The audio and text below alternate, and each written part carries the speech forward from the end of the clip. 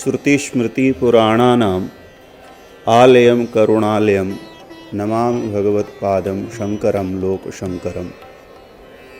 भगवान शंकराचार्य अपने जो वैदिक सनातन परंपरा है, वह वैदिक सनातन परंपरा में भगवान श्री कृष्ण आधारभूत हैं और भगवान श्री कृष्ण की जो वाणी है वह यह वाणी है कि यदा यदा ही धर्मस्य ग्लानिर्भवति भारतः, अर्थात जब जब अधर्म का उत्थान होता है और धर्म की हानि होती है, उस समय भगवान का अवतार होता है। उसी अवतार के क्रम में भगवान द्वारकाधीश श्री कृष्ण के रूप में मथुरा में उन्होंने जन्म लिया और वृंदावन में पले बड़े हुए और द्वारका में उन्होंने अपना कार्यक्षेत्र रखा तथा धर्म की स्थापना, उन्होंने वैदिक धर्म की स्थापना की और वैदिक धर्म की स्थापना करके भारतवर्ष को एक सूत्र में बांधा। फिर कालांतर में जब इस भारतवर्ष में अनेक प्रकार के पाखंडित धर्म और अनेक प्रकार के विधर्मी लोगों का बढ़ गए, उसी में यह जननी, यह भारत भूमि का एक पूत जन्म लेता है और वही पूत कहलाए बाद में जा कर के आद्य जगत गुरु शंकराचार्य। उन्होंने पूरे भारतवर्ष में चारों दिशाओं में घूम कर और उन्होंने वैदिक धर्म की स्थापना की।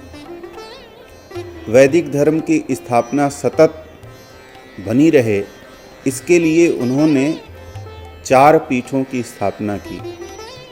देखिए, ब्रह्मा जी के 4 मुख हैं और ब्रह्मा जी के चारों मुख से अलग अलग वेदों की उत्पत्ति होती है। ब्रह्मा जी के पूर्व मुख से ऋग्वेद है, पश्चिम मुख से सामवेद है, दक्षिण मुख से यजुर्वेद है और उत्तर मुख से अथर्ववेद है।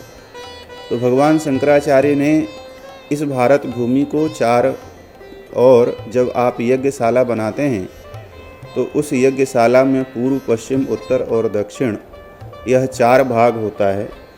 4 भागों में पूर्व का द्वार ऋग्वेद का द्वार होता है, पश्चिम का द्वार सामवेद का द्वार होता है, दक्षिण का द्वार यजुर्वेद का द्वार होता है और उत्तर का द्वार अथर्ववेद का द्वार होता है। इस भावना से कि यह भारतवर्ष यज्ञ भूमि है और इस भारतवर्ष की यज्ञ भूमि में यह जो स्थान है, अयोध्या, मथुरा, माया, काशी, कांची, अवंतिका, पुरी, द्वारावती, सप्तैका, मोक्षदायिका, यह जो द्वारका धाम है यह मोक्षपुरी है और यह धाम भी है। तो सबसे पहले भगवान शंकराचार्य जी ने यहाँ मठ की स्थापना की। प्रथमम पश्चिमामनाय शारदा मठ उच्यते, अर्थात पहले पश्चिम में शारदा मठ के नाम से उन्होंने मठ की स्थापना की और फिर बाद में उन्होंने दक्षिण में श्रृंगेरी की स्थापना की, पूर्व में गोवर्धन मठ की स्थापना की और उत्तर में ज्योतिर्मठ की स्थापना की।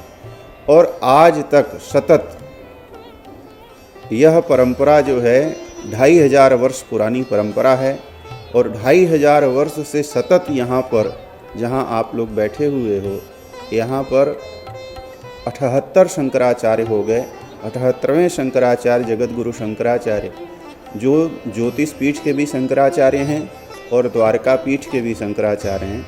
ऐसे स्वनामधन्य तथा यश कीर्ति वाले जगत गुरु शंकराचार्य स्वामी स्वरूपानंद सरस्वती जी महाराज हैं, जो इन दोनों पीठों के ऊपर आसीन होकर के इस देश को मार्गदर्शन प्रदान कर रहे हैं।